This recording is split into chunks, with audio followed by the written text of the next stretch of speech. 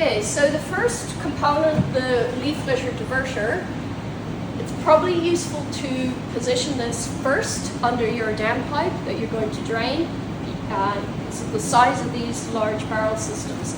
So when we take off the cover and the hood of this system, you can see it's a mesh wire, and that's the same principle as our light system, just to deflect large leaf litter. So that would be in place there, after which we will then position your pallet under where you want the system to be, so in line with your vertical down pipe. If you find you don't have enough height, you can use the second pallet that comes with the system. And then you lift your empty barrel, which is relatively lightweight, and you pop it onto your position it in place with the outlet forming into your, plumbed into your outlet sump. And once you're happy with that configuration orientation, then you're going to put in your media. The first media is going to be 3 of these bags of gravel that you're going to simply pour directly into the unit. Give it a small shake to just evenly distribute those 3 bags, and that should cover the perforated piping at the bottom.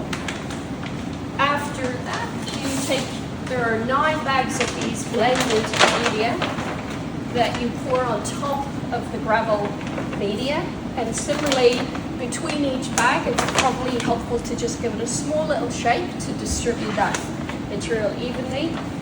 And finally you have one final gravel bag that goes on top, and that's to keep your material in place and a little bit of extra flow distribution from the incoming flow. But now we have to put our basket system.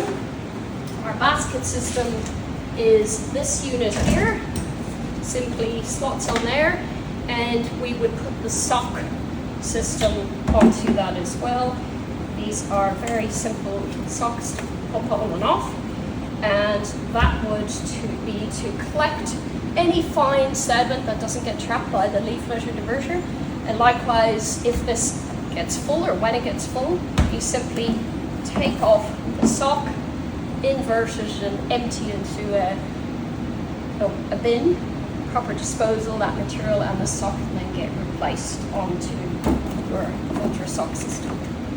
And just a few extra screws if you chose to anchor down this lid, although we have found that's not necessary. So that's your Storminator Barrel, and any questions, reach out to the team.